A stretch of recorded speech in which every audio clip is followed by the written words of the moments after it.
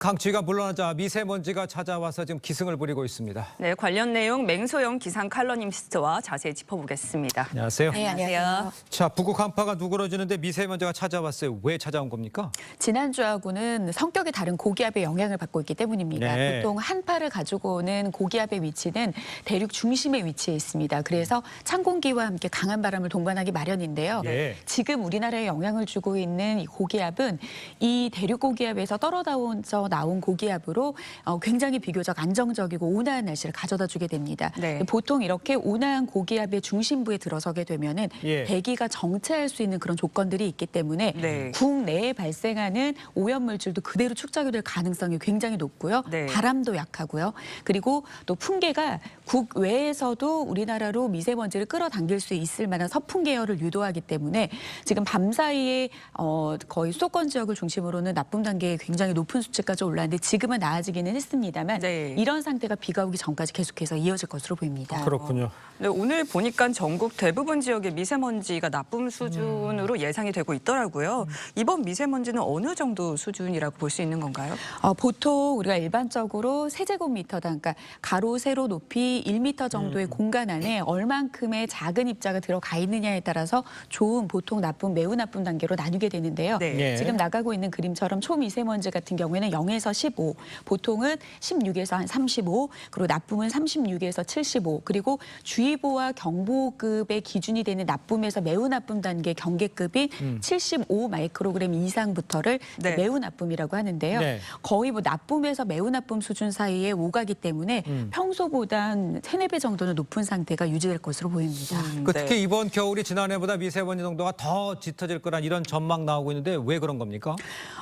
엘니뇨라는 이야기를 계속해서 나오고 있습니다. 네. 동태평양의 해수면 온도가 높아지는 상황이 계속될 경우에는 네. 일본 부근의 고기압성 순환이 강해지게 됩니다. 이렇게 우리나라보다 남쪽의 고기압이 위치하기 경우에는 우리나라 자체에도 미세먼지가 축적될 가능성도 높지만 이 고기압은 시계 방향으로 회전을 하면서 남풍 내지는 서풍 계열의 바람을 끌어들이게 됩니다. 그래서 네. 국내뿐만 아니라 국외에서도 미세먼지를 끌어오게 만드는 효과를 더해주고 있고요.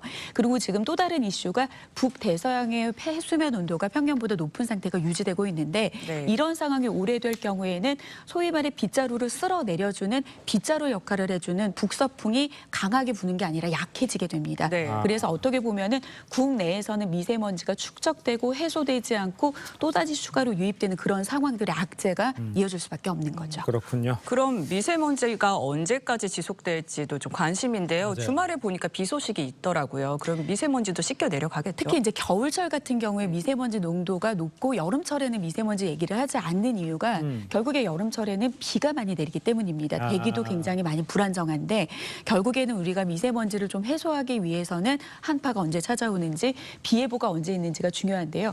토요일과 일요일 전국적으로 비 예보가 있습니다. 네. 토요일 전까지 하지만 미세먼지 농도는 계속해서 높아서 금요일은 제주도까지도 미세먼지 농도가 나쁨 네. 이상을 나타낼 것으로 보이고요. 비가 그치더라도 부분적으로도 미세먼지 농도가 나쁨 이상을 보이는 지역들이 있을 것으로 보이기 때문에 이번 주, 다음 주 초반까지는 계속해서 미세먼지 예보로 같이 살피셔야겠습니다. 알겠습니다. 네. 근데 일단 비가 오지만 또 미세먼지가 이제 계속 이어질 거라고 하는데 유입되는 거나 또 저감을 좀 막기 위한 방법 뭐 이런 것들이 좀 있습니까?